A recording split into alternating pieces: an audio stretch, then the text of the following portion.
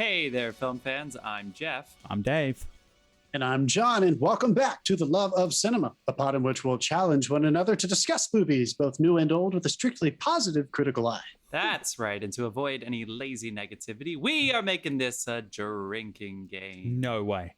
Anytime we say anything negative about a film, you're going to hear this sound.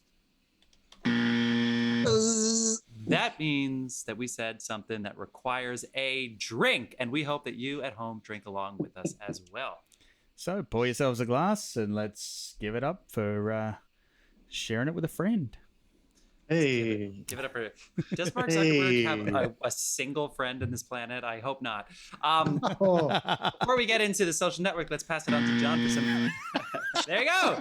See, people, the game works. Let's pass it on to John for some shout-outs. All right, the shout-outs. We have a beer sponsor. His name is Carlos Barroso. You can find him on Instagram. The handle is cbarrosobar 2019. It is CBARROZOBAR 2019. And if you're digging that music at the beginning and end of every single one of our episodes, it's provided by the artist Dasein. That's Dasein, D-A-S-E-I-N. Head on over to soundcloud.com/Dasein-artist, and you can download all of this music for free. So hit it up. As always, please rate, review, love, subscribe, like, share, all those things. We are at the Love of Cinema pod on every platform except for Twitter. We are only at the Love of Cinema there, but please hit us up. We will get back to you. Thank you so much. Jeff, what are we doing, dude? All right. So this is part of our series, Should Have Seen That by Now, where we take audience suggestions or friends or family suggestions. In this case, it was an audience suggestion of a film that they haven't seen. And if either of our co-hosts Actually, this one was mine. It was yours. Okay, this cool. one was yours. Yeah. I didn't know if anybody else has I mean, suggested. anyone who thanks to everyone, by the way, who's listening to this podcast regularly, but they'd know by now that, yes, I have not seen this movie till now. Yeah, we've mentioned it. Yeah. The first time we've mentioned it. Yeah. And we try to keep this series where one of us hasn't seen it. So therefore, two of us are sullied, or one of us is sullied, and then so you get that experience if you at home have never seen it before, or if you have. So in this case, Dave has never seen The Social Network, which was very close to being David Fincher's Oscar if it weren't for the King's Speech. Last. We also have some new film discussions that we've had. Recently, we did The Conjuring, Devil Made Me Do It. We did A Quiet Place 2, and I'm sure we're going to have a Fast and Furious one coming up and all the other fun things that are happening this summer here in 2020.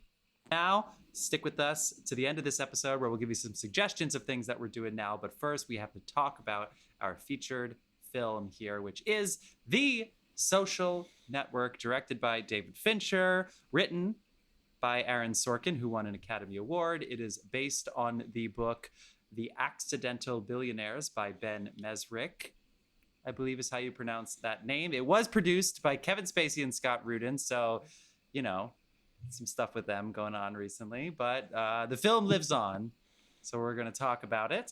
It is about the founding of Facebook, or specifically the dueling lawsuits about how this guy who created the most brilliant social network platform system, whatever app of all time, actually might have stolen the idea and ripped off his best friend to make it, which I think is just the perfect way for this fucking addictive, just ruining on democracy platform. It's the perfect way of founding it. I'm sure there's some historical things that are not perfect. I read up on a couple that maybe will come up in our conversation about some updates to the story that have come out since, thanks to some other recurring lawsuits that happened after this film.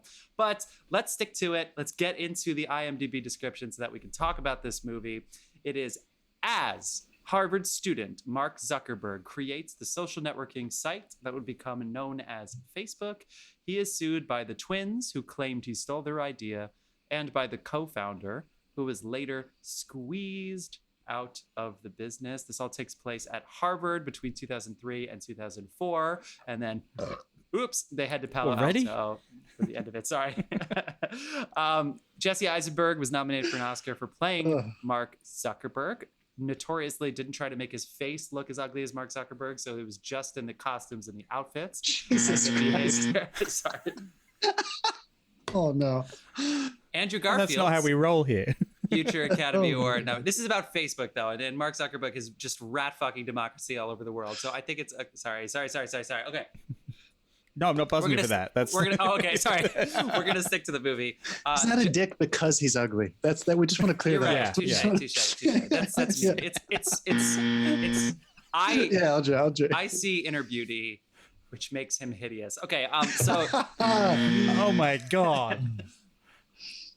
I'm sorry, we have to stick to the film. He's brilliant. He's brilliant. He's etc. He shouldn't be in control of all the democratic norms that face countries and democracies and election procedures all around the world, and what information people can have and can't. But we're talking about the Facebook people. Justin Timberlake is Sean Parker. Rooney Mara, welcome to the world, as Erica Albright in this film.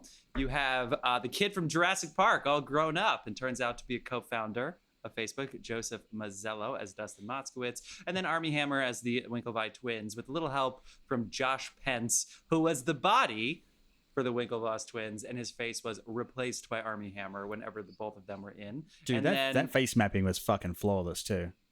Yeah, I watched the backstories of this. Rashida Jones is in this, and then Max Minghella. Those are the big actors that are in this film. But anyway, initial reactions. Dave, you've never seen this film. What was your initial reaction having seen this, which is available for streaming on Hulu, I believe? Go ahead. Well, real fast. Let's do what we usually do. We haven't done too many of these yet, but Dave, let's begin this episode and let's come back to it to find out if you feel like you should have seen it. Why have you never seen this movie by now? What made you resist? Okay. The first, I didn't go and see it at the movies. I'm not sure why. I just didn't. But I did fire it up on streaming once, and I got to the opening scene. And the opening scene, for anyone who hasn't seen it yet, it helps if you've done about a pound of coke before the logo pops up to keep up with the fucking dialogue at the start of this thing, because they are just shooting these lines off a mile a minute. And my first impression was like, oh my God, it's a whole movie like this. I can't fucking take this right now. And I stopped it. And I never went back. And I now regret that. That's fair. I'm not buzzing. Nice. That I now regret that because like if I just got past that, it settles down into like what is a really interesting story.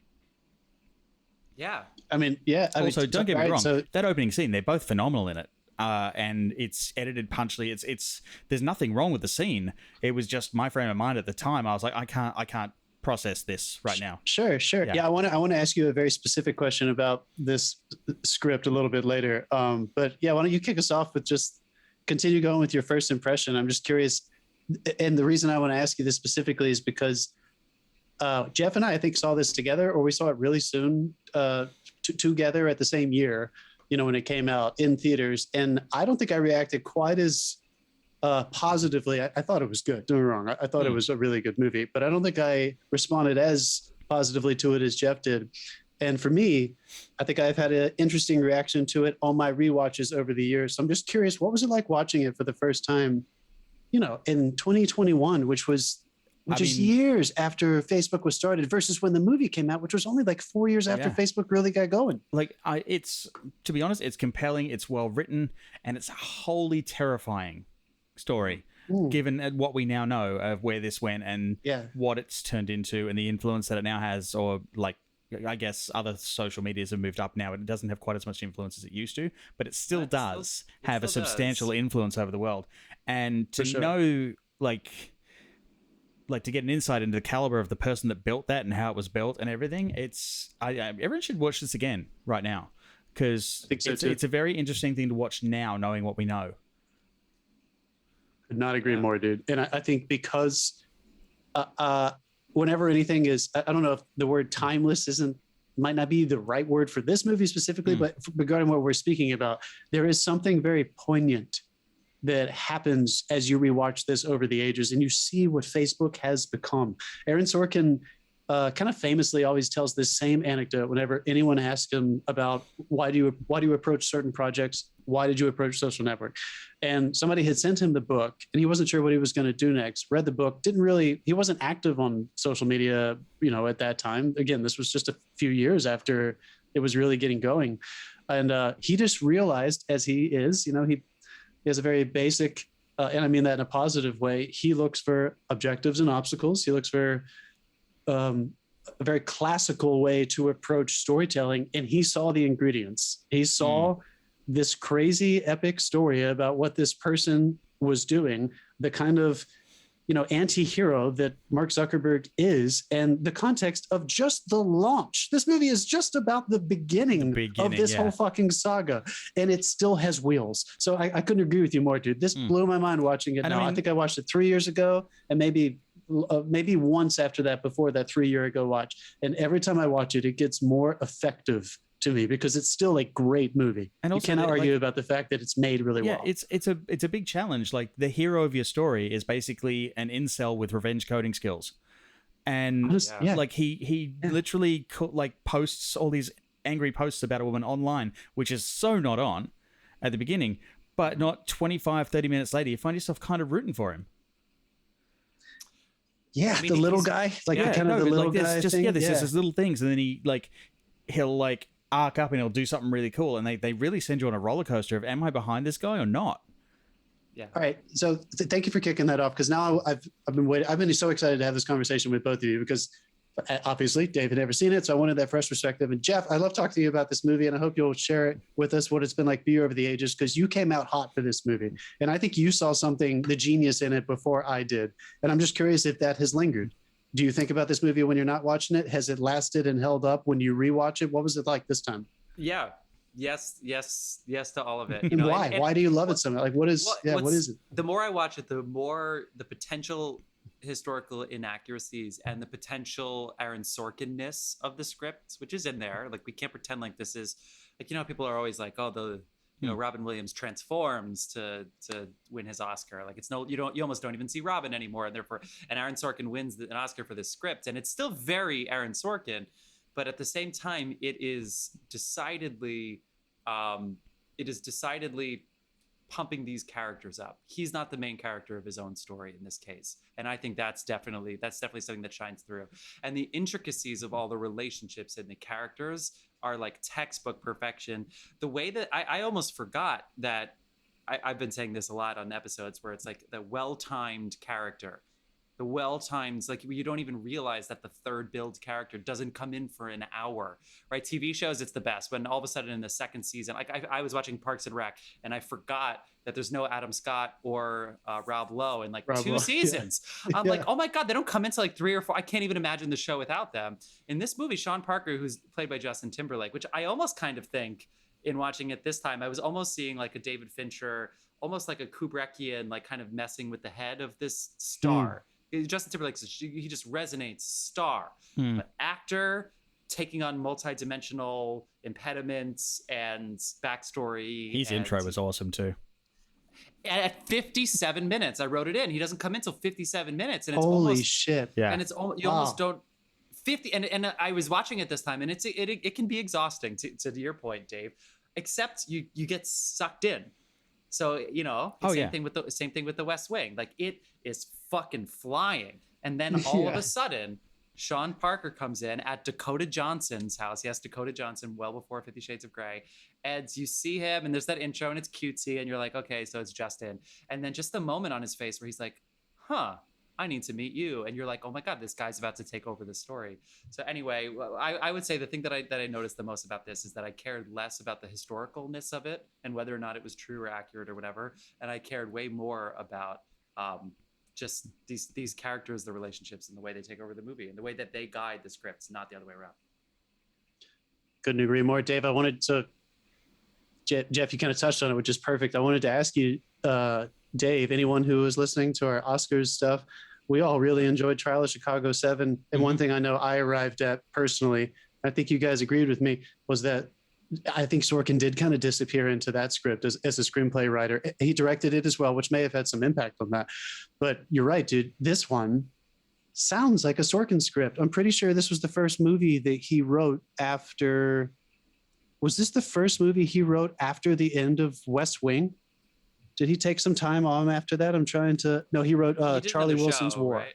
Oh, nice. He did Studio 60, which did not last as long as I think anybody wanted it to. And then Charlie Wilson's War, which is also really fun. And then Social Network. So Dave, was the resistance you had maybe not that previous time when you started it, but this time, mindset wise, even though you said I was ready to go, I know I had to watch it for this show, and you thought it was compelling. Does his voice get in the way for you at all for this one, or do you think it is the voice that is necessary to tell this story? I feel like his voice sort of came out at the beginning where it was really punching back and forwards in that very opening scene. But again, that opening scene also had a point. And right. it was like, you don't realize what it is until later, but like the reason it was done like that, and there's a lot of stuff where they kind of snap into how they kind of envision how he'd see the world and how he'd communicates and stuff like that. And the opening scene is literally a scene on how this guy cannot communicate with in the simplest of interactions, and like even with the girl he's dating at the time. So yeah, it wasn't very prominent for me, except maybe just a touch, and then it just goes away. Yeah. So yeah, I think there's definitely I think there's definitely something about, this is not the first time he had written geniuses. Anyone who's watched The West Wing, a lot of those people were Mensa members and went to grade schools, blah, blah, blah. I think he has a quality to his writing that lends itself to writing these kinds of characters. I'm trying to be delicate here because I don't mean this to sound offensive at all, but I think they do a good job, his script and David Fincher, of trying to get you inside the head of someone who really does see the world that way. Everything is active. So you're always kind of waiting for him to do the next thing, whether it's a total mess of a shit show and offensive, or it's just creative and he's writing new code that had never been done before. Well, and, the whole changing speech, up the title. The whole speech in the lawyer's office about, you have the bare minimum of my attention that I need to give you. I'm doing something else. Exactly. That. And I respect that a little. I don't respect him in general as a person, but I respect that brain function because, yeah. I think there is something addicting, almost like this opening scene is kind of like your first big line of I feel like it's just kind of getting you on that quality, which makes we're good. Yeah, we could talk about Coke because honestly, I feel like that there's commentary on that, right? Like I feel like David Fincher and probably Aaron Sorkin, who has struggled with addiction to cocaine in his life, I think they knew that whether or not we were talking about the ridiculous addicting effect of social media in 2007 and 2008, I think they knew, and they realized that stylistically, we're going to cut it this way. It won best editing. We're going to create the tone through the way the characters speak to each other that you can't quite keep up. You're never going to be quite as far ahead of the game as Mark is, which is what makes him so compelling and so terrifying. And I just think the music is the other side of that equation for me, because I'm so glad that Nine Inch Nails, Atticus Finch, and what's the other person's name? Trent Reznor, Nine Inch Nails, and Atticus Finch won best score because that was the first score that I think they had written, and I think that's interesting to bring in alternative sounds into the movie scoring business. But what they did tonally, after you walk away from that first scene and that first song comes in, and that this ambient mood just changes everything. And he walks across that huge wide shot, and the bass note finally drops when he's about to make his terrible move that night. Yeah, and in almost every cut, he's going right to left in the frame as well. Yeah, I mean, it just landed perfectly. So like tonally, I totally understand what you mean about maybe somebody wouldn't be ready for that first scene, and you're like, I just don't know if I'm ready to digest this whole movie right now. But if you make it through that first scene and you follow him all the way up to him cracking his first beer before he starts blogging, this movie has you by the gills. You're not going to be able to unhook. It's got you. It's just too well told. And it's self-aware enough to give you a bit of a rest after that first scene as well. Yeah. But also, just while we're on that first scene, hats off to Rooney Mara, because she is one of those actresses that every time you see her on screen, you're like, where have I seen her before? And you have to look it up. But she's in like everything, and every single time it's a completely different person. Yeah, she really is. And this was really her breakup, because Girl with Dragon Tattoo was obviously the same director right after this. So couple things so the opening scene, I wrote down this time that it's like Shakespeare, but it's actually for modern audiences like Hamilton, where they give away the whole story, you just don't realize it, which is I think what you said, Dave. They mentioned the buses that's going to come in the next scene, taking the girls. They mentioned that he's an asshole. They mentioned that he's terrible with women, final clubs, Eduardo, how he made money, the elitism factor. You could tell that he's obsessed with elitism, whether he admits it or not. They talk about how he's unlikable. It's just like they introduce all of that. And first things first, they rehearsed this. So even though Fincher, they've shot that scene 99 times, this very famous thing. And they said, why don't we just do it one more time? Let's make it to 100. And David Fincher said, I don't want to. We already got our shots at 99 takes. That's true. And then he cut Aaron Sorkin's lines like crazy. So Aaron Sorkin's just the balls. Like no other director could have possibly done that. Like you need somebody who is seasoned like Fincher to be like, we don't need that line. It doesn't get us anywhere. And Aaron Sorkin's like, really? Are you telling me this, motherfucker? But about the opening going into that next scene, which you all talked about. How did he narrow the line down? I know, right? But he wrote in the script, Aaron Sorkin, he wrote in like punch in Animal House-esque party song is what he wanted for the Mark Zuckerberg running home to do the face mash thing. And Trent Reznor and Atticus Ross sent him the score. Thank you, Atticus Ross, not Atticus Finch. Atticus Ross, sorry about that. Yes, that's right. He's not a trial lawyer. They sent this score, and Aaron Sorkin was like, what's going on? And he goes, dude, this is not your father's college movie. These are billionaires who could, you look at the line in the movie where it's like, I could buy all of the houses on that block and turn them into my ping pong room if I wanted to. This is not Animal House, bro. This is, holy fuck, these kids are taking over the world. And I want that solace. I want that to sink in. And so that's why it's like da da da da da da, 6 notes. And then Johnny mentioned the bass, the ambient sounds, which have been used in film a lot, but incorporating it into the score. So that way, right away after, once you get through that, you're like, what is about to happen? And no matter how many times you see this film. Jeff, as a recent owner of a new soundbar, how did you find the soundtrack mix in this?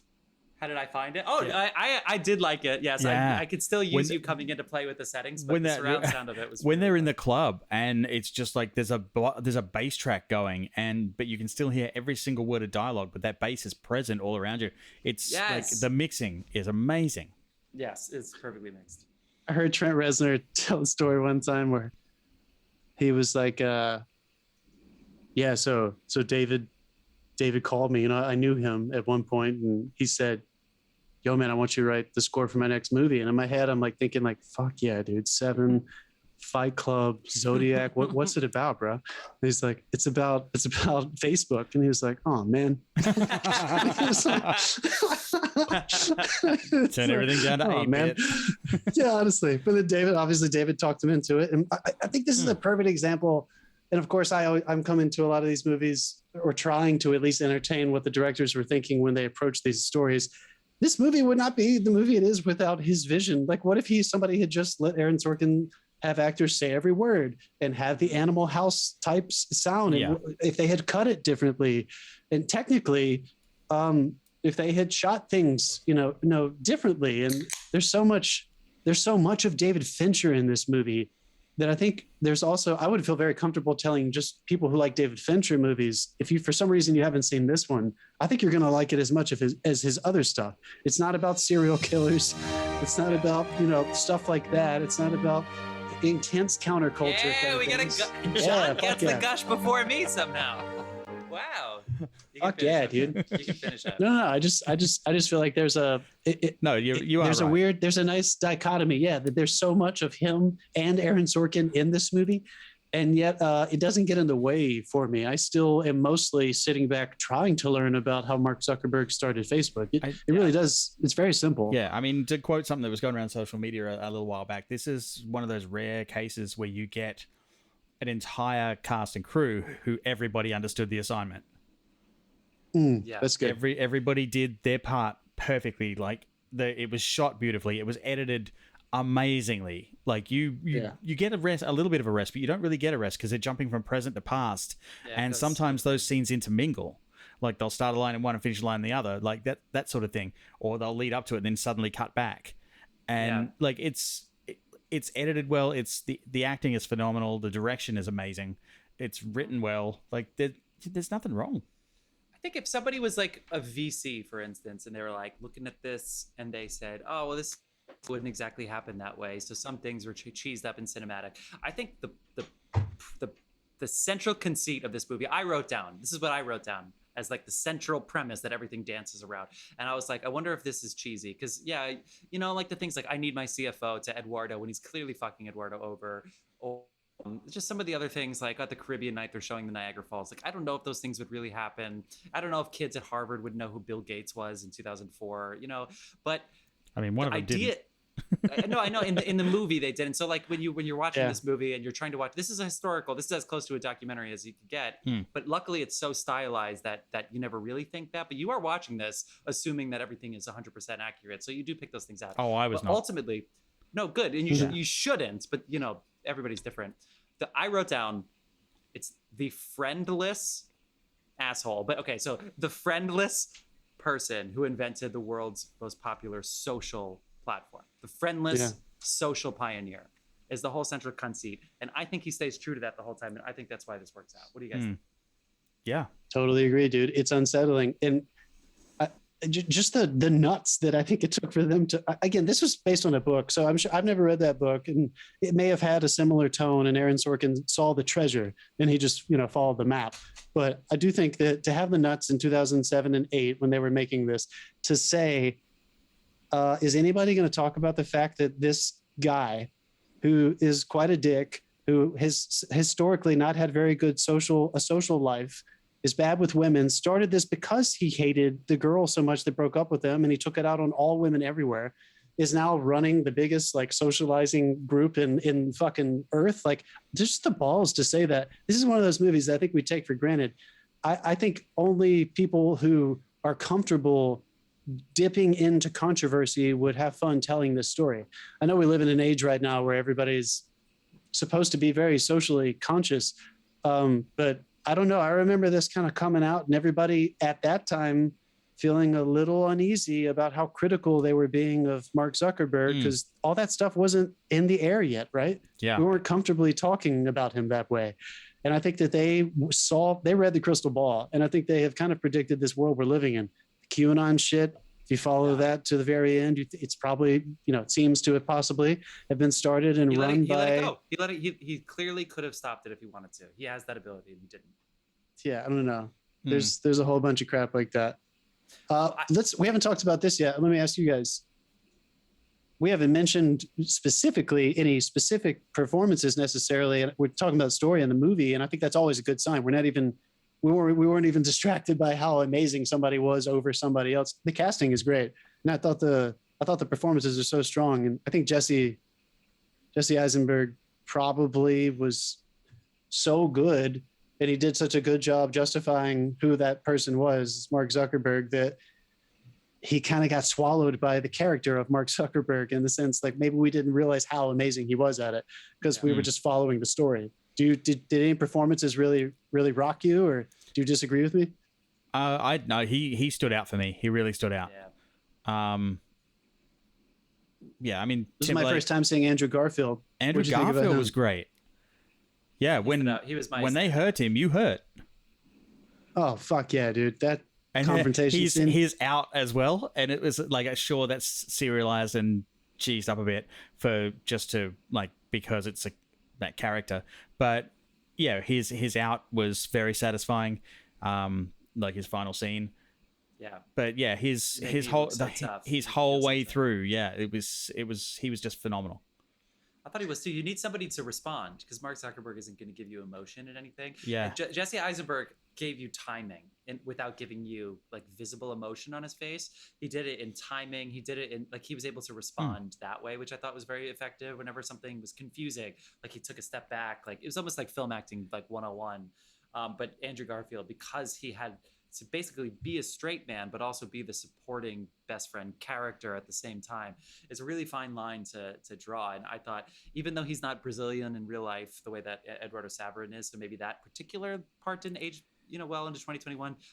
He's had a career, and it all started from, he had other things that led to this movie, but this was his breakout performance. And I thought, even in rewatching, I heard David Fincher interview Sorkin on the DGA Director's Cut podcast show for Trial of Chicago 7 this year, and David Fincher kind of opened up the interview by just telling Sorkin, my favorite thing about you, Aaron, is that you approach and tell stories about very serious subject matter comedically.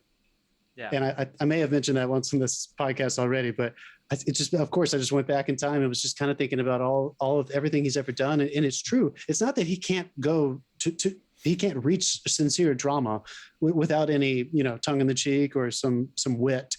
But I think this movie, just the blend of their two styles, since David Fincher is so good at really dark drama, I think it just nails it perfectly. And I think Andrew Garfield's performance is exactly what I'm talking about. There's some light, there's some levity and some lightness to him in the beginning. The chicken thing, accusing him with the animal Don't fish cruelty. eat the other fish, the trout, I mean, the marlin. You know, but I mean, it's that just so was perfect. damn funny, yeah. Right, it's funny, and there's like Jesse's funny too. it's a horrible thing, but it's also necessary to laugh at that point.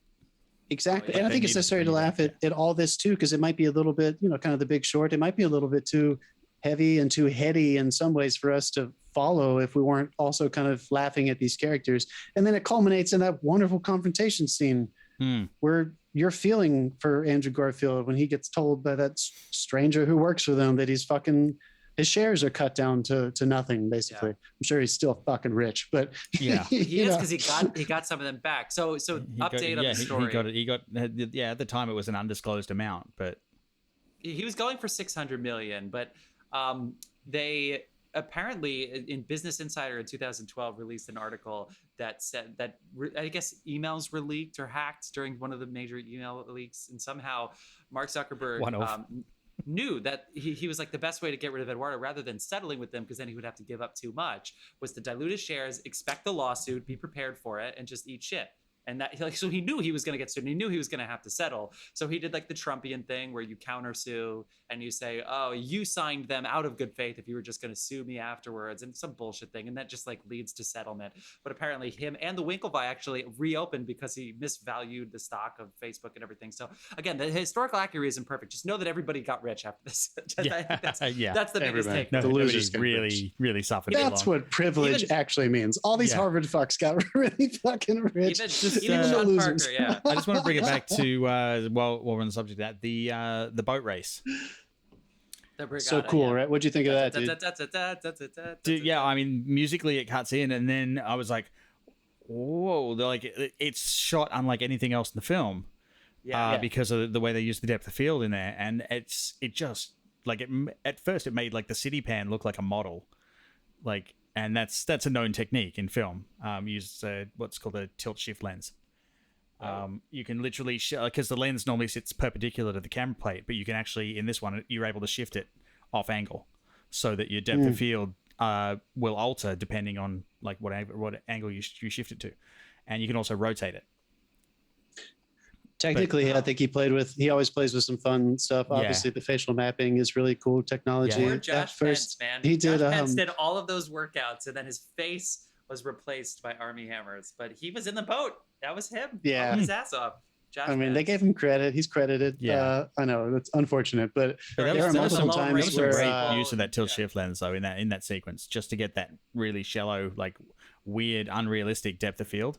And that technique kind of reminded me of like how narrow, this is obviously Zuckerberg's story, so it was filmed almost like how he'd perceived this race, and like it's focused right here. Everything else around is just a blur. Don't care. Nice. Focused right there. I almost didn't even notice that because I was focusing on what they wanted me to, I guess. Yeah. Jeff, also, let me ask you. Score, I think they were going to put it in a different score, and I think Ross and Finch were nah, or not Ross. No, Ross and Reznor were like, sorry, let's have some fun. They also used the shallow depth of field because some of the like water level shots were shot on a different river that looked nothing like the other one, so they could blur out the background. That's what I assumed. Yeah, that's what I was thinking. But that happened too. But like the look of that was on purpose. As we often discuss when we're talking about Sorkin stuff, out of love, because we love him no matter what. I think most of us could say that. Jeff, you have brought up before that the man just cannot get enough of courtroom drama.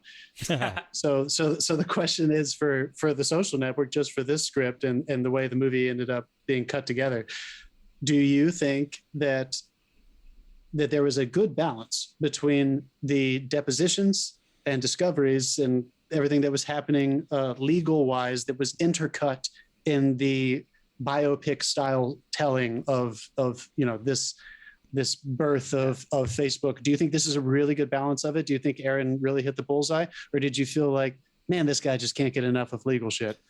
No, we needed it. That's what the movie was. It was dueling lawsuits. So like the whole backstory thing was really. I actually loved that they didn't introduce the courtroom element of it until I think it's a. Me Can too. you repeat that back to me? I thought the way they segue in was really really interesting. Obviously, I love the film. You know, maybe more than the average.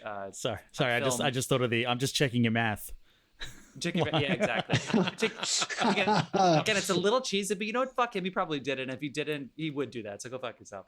But I know it's so necessary because honestly, the lines that stay with me are, yeah, I read all about you, Sean. Oh yeah, you know what I read about you, Eduardo?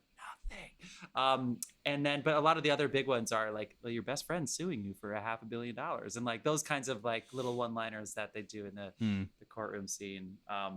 That's what it is. This whole thing was founded on a lie in a way, and I think that it's you need the courtroom. So is there too much or too little? I don't know. I'm glad they didn't do voiceover.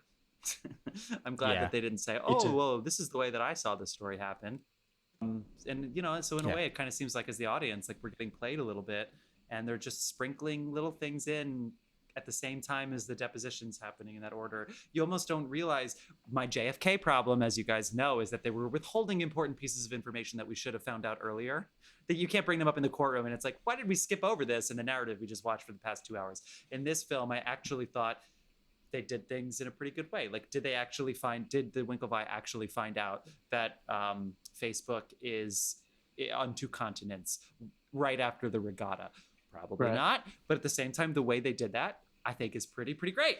You know what I mean? I think that was pretty cool. So anyway, I think the moviness of it, he pulled off as well as he possibly could. You know the best thing about all of this is like Facebook is about to add podcasts, so us discussing the movie about Mark Zuckerberg is going to turn up on their service hopefully within the next couple of weeks. Apparently they give money to everybody. Do you think we'll get banned? They give money. I love when NPR is running a story about how Facebook is making an editorial decision where QAnon can stay because of free speech, but they're taking down any criticism of whatever for like some dumb editorial. Like they break their own rules every single day. They rewrite their rules. They're like, well, they broke the rules, and it's like your rules change every other week. We all get the notification saying that your rules just changed. But for anyone who's listening, there's not a T-Rex creeping up on Jeff. He's got so enthused about this conversation, he's hitting the table. That's it. That's exactly right. I did not have the. If your glass of water's rippling while you listen to this, it's just Jeff. Anyway, we should talk about the film, but I think the story works, man. I think it's very entertaining. I think so. I think so too. And I think for a screenplay writer like Aaron Sorkin, I'm not saying, obviously I praise David Fincher, so I'm not saying a good director shouldn't interpret Aaron Sorkin scripts. I think that's always going to be required. But I also wouldn't be shocked. I've never read the screenplay. I wouldn't be shocked if a lot of those cuts are written in. You know, like if he knew exactly how he was structuring this thing, his brain seems to work that way as well. Highly intelligent person. And I'm telling you, man, that addictive thing, I think it's like every time they cut to each thing, it was like, rake out another line. Like it was just something else that was going to get you pumped to see them talk about it or live it in the next sequence. And that technique gets used in movies, but this one is fucking seamless. I'm not gonna lie, guys. I'm not gonna say I wasn't looking forward to rewatching this, but I think I rewatched it, like I said, like not too long ago.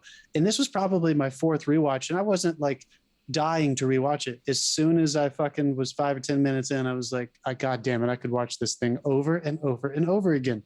It is like a drug. And which I also think is interesting that they chose to end it in such a different tone. Yeah. The ending is open-ended. The ending, honestly, I love the opening scene. I like the ending more. Even on this rewatch. Why did it touch you so much this time? Well, first of all, knowing that he knew that this lawsuit was coming, this whole thing, like he diluted those shares with his own countersuit ready to go in real life. We know that for a fact now. And we know he was literally kicking away his friend. Anybody else who had any say, he wanted complete control. If anybody else knows the story of Facebook, he also, Dustin Moskowitz, the programmer played by the Jurassic Park kid, has shares of the company, but he gave his voting rights to Mark Zuckerberg, so that Mark Zuckerberg has 51% of the voting rights, even though he only owns, 20% of the shares now. Yeah, that's why he can do whatever the fuck he wants. He really can. But it ends with the Beatles' Baby You're a Rich Man, which is a John Lennon song. You know, this is late Beatles. And it is like the opening line is it, how does it feel to be one of the beautiful people? Basically, because we know who you are. You're beautiful. While he's sitting there sulking, friendless. And it's like, why does this guy even deserve us talking about him? He's such a piece of shit. And it's like listening to this pumped up Beatles song. And even the Erica Albright thing with the refreshing thing, it's a little cheesy, but at the same time, all these people at home know he's a billionaire and they wouldn't date him because go fuck it. You know what I mean? Like, I don't know. It's just such a good song choice. It's one of my favorite song choices in any movie ever made. I also think that, Dave, come at me, dude, but I feel like, you know, when we're sitting there and we're like shot listing, we're planning out how we're going to film something. And sometimes you're using the ingredients that have been used before and you get a little nervous, like, are we going to pull off a bookend? You know, this movie is cleanly bookend with a woman at the beginning saying you're an asshole and a woman at the end saying you're not an asshole. The movie, the moment at the beginning is him being left alone. It ends with a woman leaving him alone. And there are these things that sometimes it just works because it works. The timing is so well done, the shooting, you know, all the filmmaking stuff. But I do love that tonally there is a huge difference. So it's like he has those two things going for it. But the way the movie ends with that kind of, there's almost like you're allowed to breathe for the first time and you remove yourself from his story and you get to judge him again for yourself. I think Rashida Jones says, you're not an asshole, Mark. You're just trying so hard to be. And we kind of have line, to. Though, in hindsight, that's the only line that I would cut going back 10 years later because he is an asshole. But go ahead, John. Sorry. No, I know what you mean, but I feel like the way I've always felt about that, because I was very judgmental of him and Facebook and social media when I first saw this, when it came out. And as time goes by, you know, I feel like I've been, in a way, I've been vindicated. In some ways, I've been surprised. It's done some great things. It's done some bad things for us as a society. But I do think as a filmmaking, storytelling, whether, just like you said, whether or not it's totally accurate, filmmaking and storytelling wise, he gives you a chance at the end to take your breath, to move away from that captivating what's next feeling and ask yourself, is he? Right, and does it even matter if he's trying or not trying? Does it even matter when people choose to be that way? And again, it just gives you enough opportunity to walk away and start thinking about it for yourself, which I think is the sign of a great film. When you have something to marinate on, some conflict walking out of the theater. Dave, did you feel any of that at all, or was it weird watching it now where I don't know, I've just maybe you have no second conflict? time in this episode. John gets a double gush, not me. I feel like the that bookend they're talking about only works if your middle works. Like you can pull off a bookend as long as your middle has substance. Otherwise, it just loses its impact. And the middle of this the middle of this definitely had substance because you flipped back and forwards so many times. It's like at one point you're rooting for him, at one point you're rooting for the twins, at one point, like all the way through, you're rooting for Andrew Garfield because he just means well. So you get torn in like different directions the whole way through this thing. Your allegiances shift, like his. Were you rooting for Sean Parker? You're right, dude. I was rooting for Sean Parker too. I was like, yeah, he invented Napster and he's broke. Let's go, give him some money. Dave, you're right, dude. I know I said that about you finally get to enjoy your conflict at the end, but you're right, dude. Like, even though you're captivated throughout this thing, you have conflict throughout because you're very aware, like, God, all these people are anti-heroes. Yeah. In a way, like, no one is totally good, right? Like everyone is kind of taking advantage of something here. That's Sean Parker. I sat up in my seat. I'm like, oh, shit. Because I had no idea about that whole part of it. I didn't realize that I did Napster when I first saw it. in, I had no idea. Yeah. Me neither. All right, so let's bring it home. Was a big part of my life for like a we should wrap this up. 18 months. Me too, dude. Me too. I fucking was obsessed with that. Dave, let's bring it home. Should you have watched this movie by now, or are you happy that you had not seen it until 2021? Both. I cool. should have. Speaking of conflict, I should have watched this movie by now. I should have watched it when it came out because it's a damn good film. But also, I'm kind of glad I waited because now it's like looking back in context. And you can see some of the stuff that was obviously, like they're portraying it, that was obviously a prediction is based on information they didn't have at the time, and they nailed it. Nice. Fuck yeah, dude. I think I'm just going to throw out my last little 2 bits. If you're looking for a fun double feature, we talked about this documentary earlier this year. I think you should watch The Social Network and then watch the documentary, The Social Dilemma, and just have a crazy night and think about social media and the crazy negative impacts it's had on our lives. This really made me want to watch the WeWork documentary. Oh, that WeWork CEO, man. Mm-hmm. Woo! Yeah. Good shit, dude. That's fun. Mark Zuckerberg, don't brag about money while you're being sued for your money. That's the one mistake that his lawyer would have been like, oh, god damn. Like, you can be an asshole, but come on, don't brag about having a lot of money. They're suing you for your money. They're going to ask for more. Yeah, exactly. Be like, I don't know, I'm pretty tight these days. All right. Nice, guys. The Social Network, available now on Hulu. Give it a watch, guys. Give it a watch. It's fun. It's fun. Let us know what you think. We'd love to hear it. All right, well, we're going to head into our recommendations of the week and things you've been watching. Dave, what have you been watching? I actually got this week. We had a little bit of a Dragon Night one night. We watched the new Dragon Night. Yeah. We found this film on Netflix. I heard Drag In, and it's Pride Week this week. Yeah, so it was Dragon. Okay, sorry. Yeah. RuPaul's not even on at the moment, is it? No. Yeah, there you go. Actually, aren't they doing All Stars? I think we would know, Dave. I think Jeff would tell us. Yeah, they are doing All Stars soon. Very good. Okay, also, great. Everywhere around your apartment right now is a RuPaul episode. Yes, true story. Story. It's already started here in New York. I can tell you that. Right. Woo-hoo! Yeah. This film called Wish Dragon, and it's an entirely Asian cast, and it's basically almost like an Asian version of the Aladdin storyline, where he finds a magic teapot and it gives him a wish dragon. It's a CG animated film, and cool. it is so good. Nice. It is so fucking good. It's cute. It's fun. It's John Cho's amazing in it. He does the voice of the dragon, and it's almost like, not even kidding, John Cho's Robin Williams moment. It's so good. Where can you find it? Where is it streaming? That one is on Netflix. Nice.